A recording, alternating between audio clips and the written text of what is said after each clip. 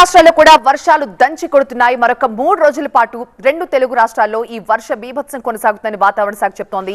మొదటి బాక్స్ లో మనం విజువల్స్ చూస్తే ఏలూరు జిల్లాలో వరద బీభత్సం ఏ స్థాయిలో ఉందో అర్థం చేసుకోవచ్చు. ఏజెన్సీ మొత్తం కూడా జలదిగ్బంధంలో చిక్కుకుంది.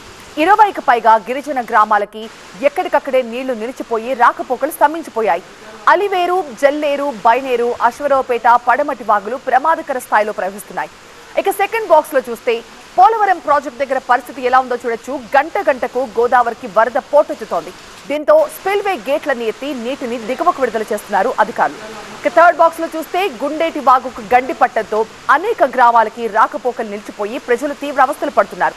ఇక ఫోర్త్ బాక్స్ లో చూస్తున్నాం దేవీపట్నం దగ్గర వరద పరిస్థితి ఇది. పోచమ్మ గుడి మొత్తం కూడా వరదలో చిక్కుకుపోయింది. ఇక జల్లేరు వాగు ఉధృతికి సమీప ప్రాంతాలన్నీ కూడా జల దిగ్బంధంలో ఉన్నాయి. అలాగే ద్వారకా తిరుమలలో కూడా వరద ముంచెత్తోంది. ఆ వర్షాల్లోనే వెంకన్న దర్శనానికి వస్తున్నారు భక్తులు.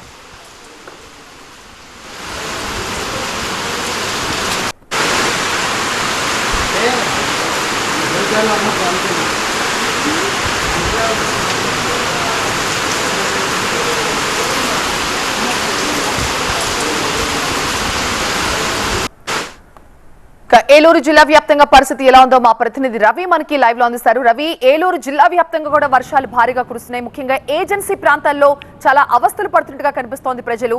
అధికారులు ఎలాంటి చర్యలు తీసుకుంటున్నారు?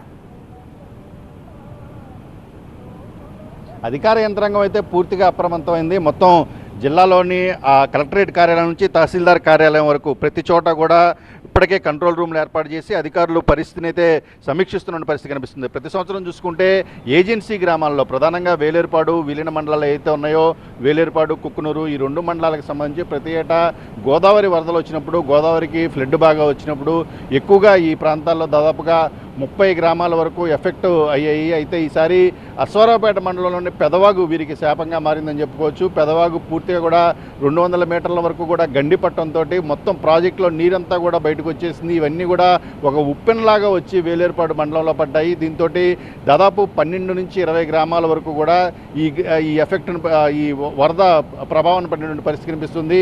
రాత్రికి రాత్రి రావడంతో వరద పెద్ద తీవ్రస్థాయిలో రావడంతో ప్రజలందరూ కూడా తమ ఇళ్లను వదిలిపెట్టుకొని సమీపంలో నుండి అడవులు, కొండల మీదకు వెళ్ళి తలదాచుకుంటున్న పరిస్థితి కనిపిస్తోంది. చాలా పశువులు ఏదైతే వారికి సంబంధించిన పశు సంపద ఉందో ఇదంతా కూడా వీరందరూ కూడా అక్కడే వదిలేయడంతో కొన్ని పశువులను అయితే కట్టేసి ఉంచడంతో అవి వరదలో తప్పించుకోలేక అక్కడే చనిపోయి మృతి చెందిన పరిస్థితి కనిపిస్తోంది.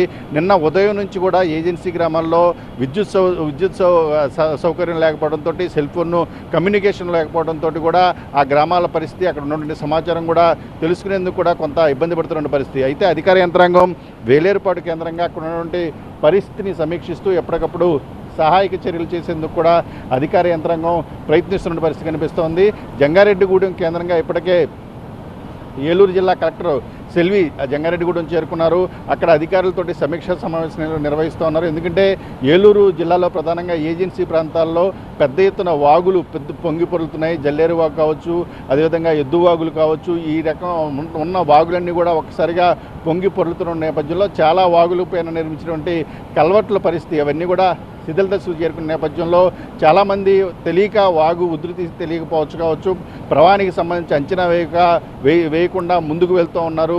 నిన్న ఒక స్కూల్ బస్సు అలాగే వెళ్ళినటువంటి పరిస్థితి, అదేవిధంగా ఒక కారుని 4-5 కుటుంబ సభ్యులు వెళ్తున్నటువంటి కారు కూడా ఆ విధంగా కల్వర్ట్లోకి వెళ్ళడం, అది కొట్టుకుపోవడంతో స్థానికులు అప్రమత్తమై వారందరినీ కూడా బయటికి తీసుకొచ్చే ప్రయత్నం అయితే చేశారు. దీనికి సంబంధించి కూడా పూర్తి స్థాయిలో అయితే ఏలూరు, అది వేలేరుపాడు కావచ్చు, కుక్కునూరు కావచ్చు, ఈ వరద పరిస్థితుల్లో చాలా తీవ్రంగా ఇబ్బందులు పడుతున్న పరిస్థితి కనిపిస్తుంది. దీనికి సంబంధించి ఏపీ ముఖ్యమంత్రి చంద్రబాబు నాయుడు ఇప్పటికే అన్ని జిల్లా కలెక్టర్లతోటి సమీక్షా సమావేశం నిర్వహించిన నేపథ్యంలో నేవీ సిబ్బంది ఏదైతే నేవీ అధికారులు ఉన్నారో వారు కూడా రంగంలో దిగి హెలికాప్టర్ల ద్వారా ఎవరైనా చిక్కుంటే వారిని కూడా రక్షించే ప్రయత్నాలు అయితే జరుగుతున్నాయని చెప్పుకోవచ్చు. మరోవైపు ఈ పెదవాగు పొంగితే వచ్చేటువంటి నీరు మొత్తం కూడా ఎర్రకాలువ జలాశయంపై పడుతుంది.